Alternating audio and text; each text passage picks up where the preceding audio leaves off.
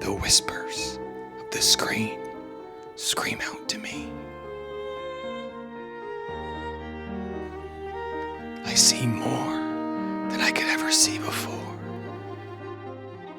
These movies speak to my soul.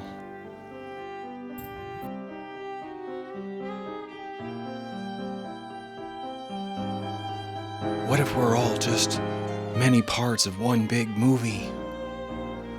What would that make of us?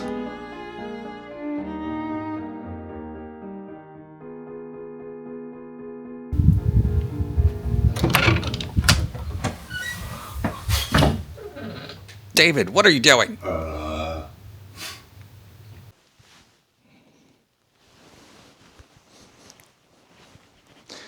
Well, that was awkward. Sorry about that. Yeah. So, the only way to do a Terrence Malick video is to twirl in sheer curtains, to use poetic voiceover and natural light. So I turned off the ring light for this one. So, Terrence Malick.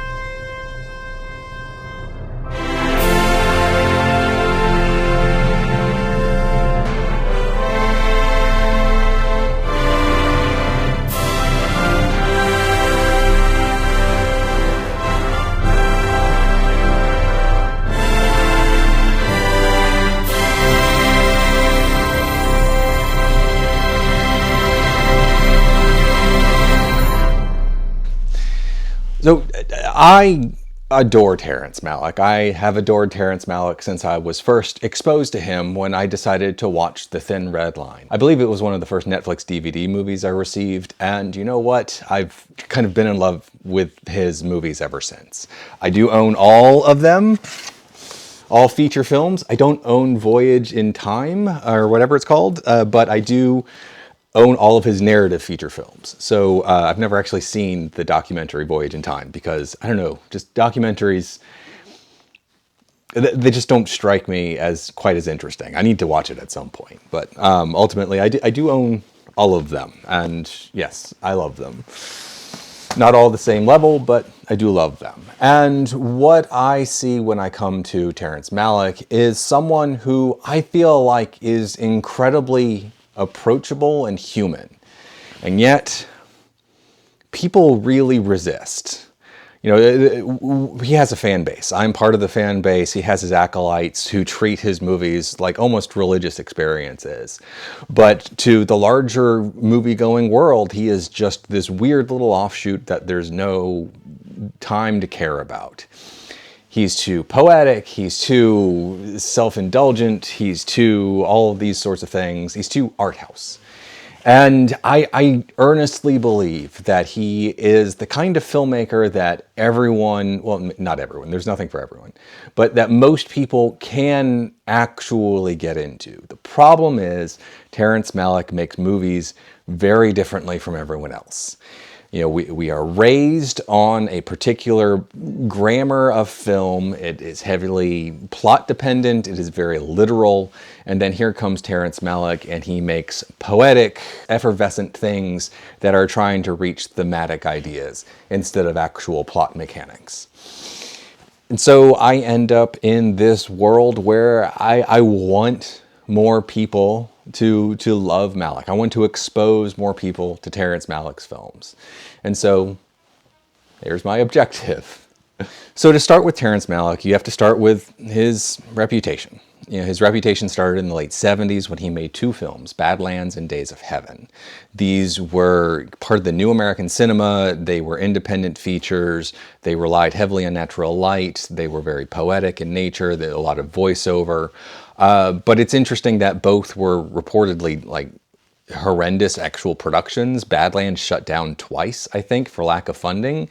And the first cut of Days of Heaven was so unwieldy and unworkable that the final cut reflects almost nothing like it. That, like, the voiceover from the girl is completely an afterthought. It's just something they came upon late in editing. And it's nothing he planned on doing. And that sort of voiceover ends up kind of dominating his career. And then he disappeared for 20 years. He became myth. He apparently went to Paris and taught philosophy. I think he tried to get some projects off the ground, in particular the movie Q, which actually became The Tree of Life. You know, he was trying to do stuff, but he ultimately just kind of went to Paris and became a philosophy professor. His kind of personal problems ended up becoming the movie To the Wonder at a certain point. So I suppose that's the most autobiographical we're ever going to get of him. So he developed this myth, this great filmmaker who made 2 films in the late 70s, just completely disappeared, and everyone in the film world who loved those 2 films kind of built him up as this titan who could have a million more masterpieces, but who the hell knows where he is. He's notoriously private about his life. He doesn't allow his image to be used for promotion. He barely gives interviews. And you occasionally find him in Austin, Texas, in like a dive bar dancing with his wife. He's hard to track down. But apparently, everyone who like talks about him, who like knows him personally, seems to like him a lot, except for Christopher Plummer. Christopher Plummer hated him because of his how much he did on the New World that didn't actually get into the final cut.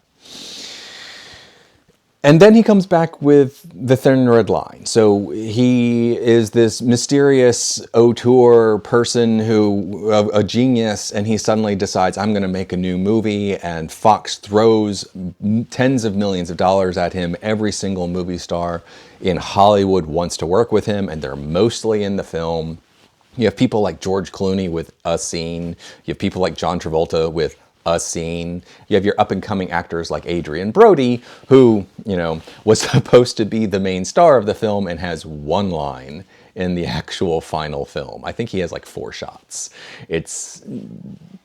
Adrian Brody did not deal with that terribly well. He occasionally talks about it, and he's not the happiest about it.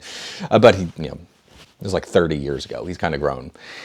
Anyway, so, and then he comes back with The Thin Red Line, and it's stylistically, it's what he was doing in Badlands and Days of Heaven, but pushed a bit further.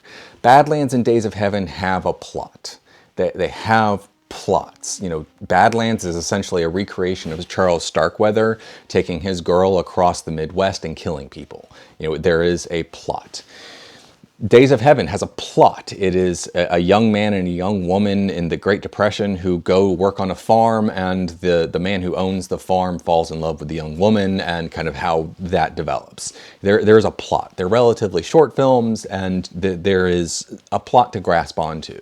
The Thin Red Line's plot is the Battle of Guadalcanal, and it's a heavy ensemble piece where you have dozens of actors and no clear central character. The central character is played by Jim Caviezel, and he's in maybe half the film. It's a complete further step into how he made movies, moving on from the constraints of plot. So Martin Scorsese was brought on to guest host Roger Ebert's show for the Best of the 90s episode, and Martin Scorsese chose The Thin Red Line as one of his best. I believe it was number 3. And Scorsese makes an interesting observation that the movie is essentially plotless, and that you could actually completely rearrange heavy chunks of the film and it wouldn't really matter. It wouldn't really affect the flow. You could walk in at any point and kind of walk out at any point. And it feels like it's just continuing. Like the battle is endless. There are obvious bookends where people arrive and start the battle and people leave as their part in the battle is over. But ultimately, the feel of the film is very effervescent. It doesn't feel terribly tied to a particular string of events. And this is where people tend to get lost with Malick. Aside from the changes to the original source novel, which emphasizes poetic dreamings rather than more of a straight-lined adaptation or kind of retelling of what happened at the Battle of Guadalcanal, you have this stylistic push away from plot. And, as I said, most people are grown on plot. What we are taught to watch in terms of our movie watching habits is the progression of things in a linear series of events so that we have a clear beginning, a clear middle, and a clear end. The Thin Red Line doesn't really have that. And that continues with his next couple of films. The New World and The Tree of Life are both, again, sort of plot, but ultimately it's very loose. The New World is the strongest plot in terms of all of this particular three, where we're telling the story of Pocahontas, her romance with John Smith, and then her eventual marriage with Rolfe. There is a progression of events, but again, stylistically, he's pushing things so that we have this very loose feel. And then we get to what is called the Ennui trilogy. He suddenly ramped up production and he made 3 movies in a very short amount of time. To the Wonder, Knight of Cups, and Song to Song. These 3 movies pretty much have no plot. They are extremely loose connections of sights and sounds that follow an emotional reality centered around the main character. So Knight of Cups, it's Christian Bale kind of dealing with the group of women around him as well as his own father issues. To the Wonder is Ben Affleck dealing with a pair of relationships. Yeah, as I said, this is kind of the autobiographical element where he meets a woman in Paris, they marry, he brings her to Oklahoma, and the woman is deeply unhappy, they divorce, and Ben Affleck falls in love with Rachel McAdams.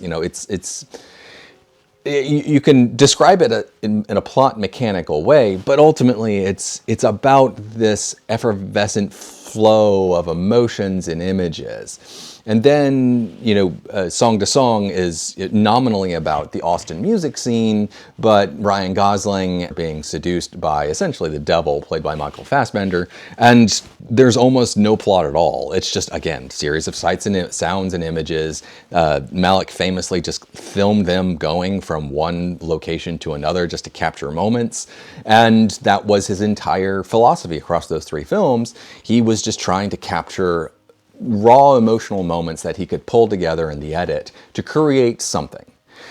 And then his final film, at least so far, hopefully we get to see The Way of the Wind at some point. He's been editing for like 6 years. His final film so far is A Hidden Life, the true story of a conscientious objector during World War II who is ultimately tortured and executed. And it's kind of more in line with The New World, where there is kind of an overarching story, but it's just very loose, as opposed to the Ennui trilogy, which barely have stories. And so, that's the grand canvas of his work. It is this poetic, effervescent quality that really sidesteps plot heavily and comes to the realization that he's trying to tell thematic stories. And this is where I connect. And again, this is where I feel like Terrence Malick has a lot of potential for reaching grander audiences, larger audiences, because the emotions are very clear and very human. This isn't esoteric. This isn't, trying to explain philosophy rhetorically within a film. This is telling human stories of people trying to connect within different frameworks and just having this very specific Malick way of doing it. So the Malick way ultimately comes down to 2 major elements. One is stylistic, the other is thematic. So stylistically, it is the roving Steadicam shots. It is people twirling in sheer curtains. It is the voiceover, hushed poetic voiceover.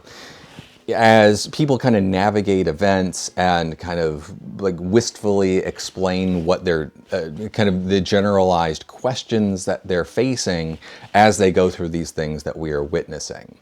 And it is a very subtextual experience where there is no literal thing to hang on to other than the individual moments of emotional clarity that he's trying to pick up through kind of just roving his camera around. Christian Bale had a fun little story about him working on The New World, where he was given complete freedom in the open air set of Jamestown to just kind of do whatever he wanted as long as he was pursuing some kind of emotional truth. And he would just decide to go off in a completely different direction, and the crew, understanding Terrence Malick's entire work ethic, would just dive out of shot. They would just jump out of the way. And it's kind of amusing because it's Malick goes in with a very clear idea of what the story will be. He actually scripts fairly tightly, but then he just films. You know, he'll film 3 million feet of film for a film that's ultimately just 2 hours long because he just keeps filming. He's filming the nature shots. He's filming improvisation. He's filming the actual, you know, scripted scenes. He's filming new scenes that he completely wrote like the night before. I believe it was Nick Nolte who said on The Thin Red Line that Malick handed him 3 pages of a handwritten speech, a handwritten monologue that he had written the night before. You know, just said on set, here you go, just read this now. And, you know, he's constantly he's constantly improvising, he's constantly looking for emotional truth. And you know what, it is so different from how we take in movies. It is so completely different.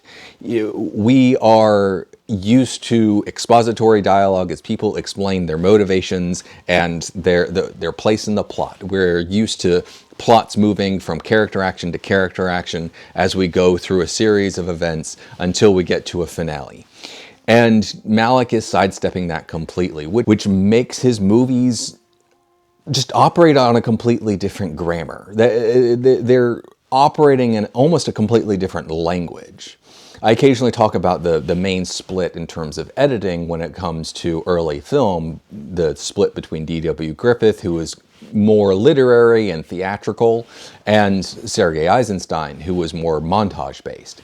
And does Malick belong in either one? And if you have to place him in one, it's more the Sergei Eisenstein, where you're taking separate images and you're creating impressions and emotions based on unrelated things, just based on the association that you're creating by placing these disparate images together.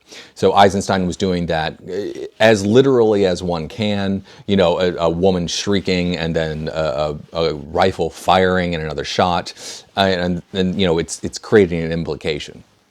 Malick is doing it on a purely emotional level, where we see, you know, someone happy twirling in a sheer curtain, and then someone else kind of like looking off wistfully in the distance, and we're realizing that there's an emotional disconnect between the two characters. And I find it incredibly effective. I love this stuff. I genuinely love this stuff. It's interesting. I don't love his acolytes who have continued to make movies. Like Chloe Zhao is the most famous of them, and I've seen one of her movies, Nomadland, and I don't like it. It kind of amuses me. I kind of feel like she missed the point. But you know, Malick apparently wrote a very nice letter to her about her most recent movie, Hamnet, so I should probably watch that at some point. I don't have a huge interest because Nomadland didn't interest me. Anyway, the other major thing, it's beyond the stylistic, is this thematic point. And this is interesting. So in every single one of his movies is the idea of the Garden of Eden and trying to get back to it. We usually see people in it, and then people are separated from it, and then they're unhappy and they're trying to find it. So, you know, this all goes back to my first experience with him, which is The Thin Red Line. So we start with Jim Caviezel in this island paradise at the beginning of the film. You know, he's AWOL and he is just having the time of his life. And then he's pulled away and he has his scene with Sean Penn. There is no bridge between them because the entire thing was built in editing. And you know, Jim Caviezel starts talking about, well, I saw another world, I saw a better world. And everything flowing from Jim Caviezel after that, everything flowing from all of the characters after that is this search for some kind of Eden. You know, so we have a bunch of minor characters. One is wistfully thinking back to his wife back home, you know, and they're exchanging letters, and then she ends up dumping him through letter. You know, it's constantly this search for Eden that we can never get back. And we see it literally in every single film. Badlands, it's Sissy Spacek and Martin Sheen and their first little kind of hideout. And after that, they're being chased and they're always kind of wanting to go back to that one little moment. Days of Heaven, it's like the days working the farm before things go wrong. It's yearning for that. In The New World, it is pre-colonial Virginia, which is never going to come back once the colonialism starts. Tree of Life, it's some slice of childhood, Sean Penn's childhood, dealing with his brother who has died fairly, you know, between the two major filmed sections, Sean Penn as an adult and then his memories as a child. Knight of Cups, you know, this kicks off the Ennui trilogy, and so it's just, we don't actually see the Eden in here. It's more implied, but it's someone searching for meaning in modern day Los Angeles. To the Wonder is kind of like yearning for an Eden within a relationship. Song to Song, you know, we have this moment in this is where Michael Fassbender is so obviously playing the devil, because there is an Eden moment between our main characters when they are in Mexico, and Michael Fassbender's there, and he's obviously playing like a devil character. And then Hidden Life is again extremely obvious. Jagstedter's happy few years with his wife before, you know, World War II starts, and there becomes this need to announce their loyalties to Hitler. Every single one of them is about that. So every single one of them is inherently a religious work. Some of these are more explicit than others. So Hidden Life is going to be the most obvious of them because, you know, there are church figures and it's explicitly about the human soul. But Natalie Portman goes to church at one point. To the Wonder includes a minor character played by Javier Bardem, who is a Catholic priest. And then there's The Tree of Life, which directly quotes the book of Job, when the mother character played by Jessica Chastain questions why her son died. And then we have the creation of the cosmos sequence. So, you know, why did you let this happen? And then we watched the creation of the cosmos for 20 minutes. And it's one of the most flooring things I've ever watched. It's just, it absolutely like hits me in the face so hard every single time I watch it. I absolutely adore that sequence. I guess it's Terrence Malick put dinosaurs in his movie. Why? And this goes to the question of the literal. Why on earth did Terrence Malick stop The Tree of Life for 20 minutes to do the creation of the cosmos that leads to dinosaurs in a moment where a dinosaur could finish off a weaker dinosaur, and he just walks away? Why include that? Because it's ultimately a thematic connection. So, and the theme is about Eden. It's about trying to reclaim Eden across all of his films. And, you know, each individual film has their own variations. And, you know, The Tree of Life is about grace. It's about nature versus grace. And, you know, the two parents played by Jessica Chastain and Brad Pitt represent the two sides of it. Brad Pitt is the nature side, Jessica Chastain is the grace side. And you know, the main character, Sean Penn, as an adult, where does he fall in between on those? It's an open question. It's like, how do we navigate these two different aspects of human nature? How do we, of reality? You know, and so bringing in the creation of the cosmos is demonstrating the synthesis of the two ideas in one extended sequence, where it's grace that creates it, but then at the same time, nature itself is inherently violent. It's full of explosions and volcanoes and all of this fun stuff. But then we see the dinosaurs and we see the birth of grace. That's kind of explicitly what it's supposed to be. Just, all right, I don't have to do this thing. And it's wonderful. It's not like the emotional catharsis of the film. The emotional catharsis ends up later. But you know what? It feeds the central idea. I genuinely think Terrence Malick is a genius. I think he is one of the greatest of filmmakers, perhaps the greatest. I adore his films.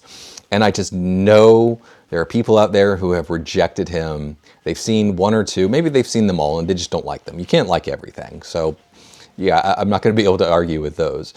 But, you've heard of him, maybe you've seen one and you kind of don't remember it, but you just remember, oh, it was like poetic and people whispered, and I'm not interested in that.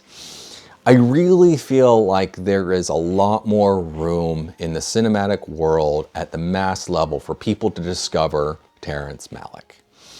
And I think it's interesting that I'm doing this immediately after I did my videos on David Lynch, because I kind of said explicitly, no, David Lynch is hard to sell because he's too weird, he's too violent. It's something that it's hard to recommend. I don't find it hard to recommend Terrence Malick because his films are, I find, deeply universal.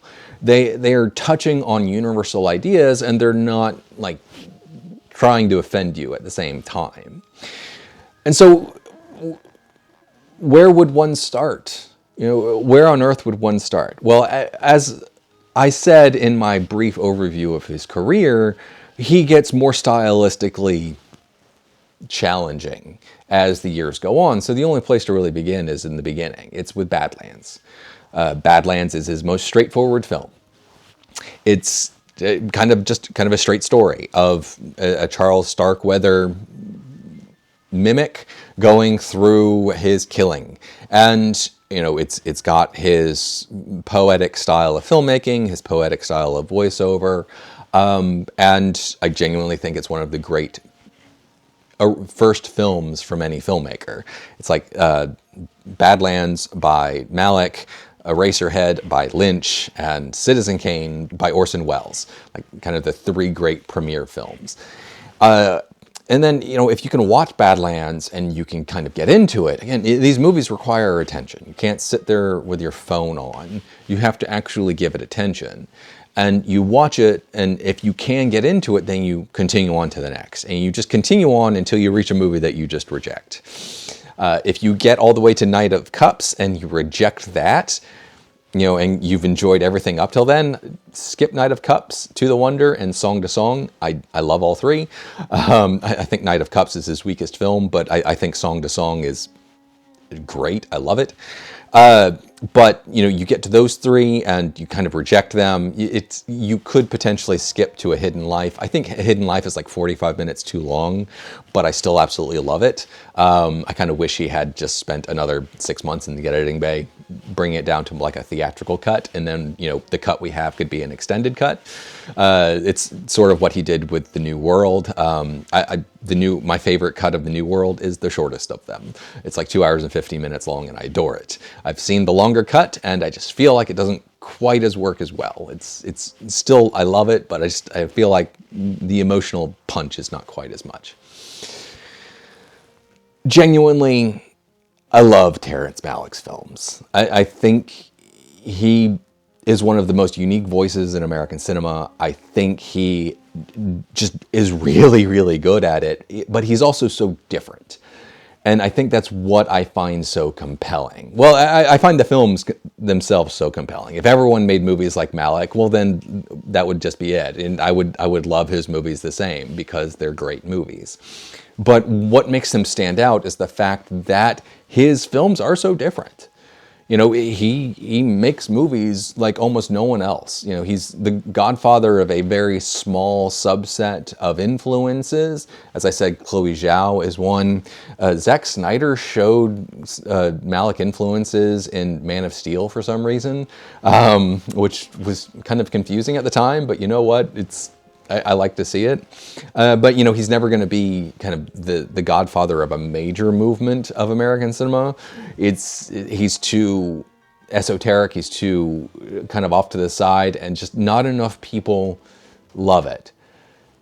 And I wish that would change. I adore Terrence Malick's films. I genuinely do. I think they're fantastic movies. I think he's so good at what he does. I never want to see him make a Marvel movie, but I just want him to finally finish The Way of the Wind so that I can have one more Terrence Malick movie. I think the man is in his 80s. He may, who knows, maybe he'll announce it for Venice this year. Probably not. I've expected it at Venice for like the last 4 years, and it keeps not happening. You know, finish it and maybe push out something else before you go, man, because I love your movies, and if I could get one more, that would be fantastic. So, Mr. Malick, thank you. I genuinely think you are an amazing filmmaker. I don't think you like lost it like most people think, you know, through the Ennui trilogy. I actually really like the Ennui trilogy, but I see how it limits the appeal to a certain degree, but ultimately his entire body of work, I think, is completely worthy of discovery. And I think it's the kind of body of work that people can get into. They just refuse. They refuse for a variety of reasons, but ultimately I do think it has a certain mass appeal. You know, don't be afraid of it. Just try it. And I think there's a good chance you will find movies that will speak to you. So, thank you, Mr. Malick. I'm going to go twirl in some sheer curtains again.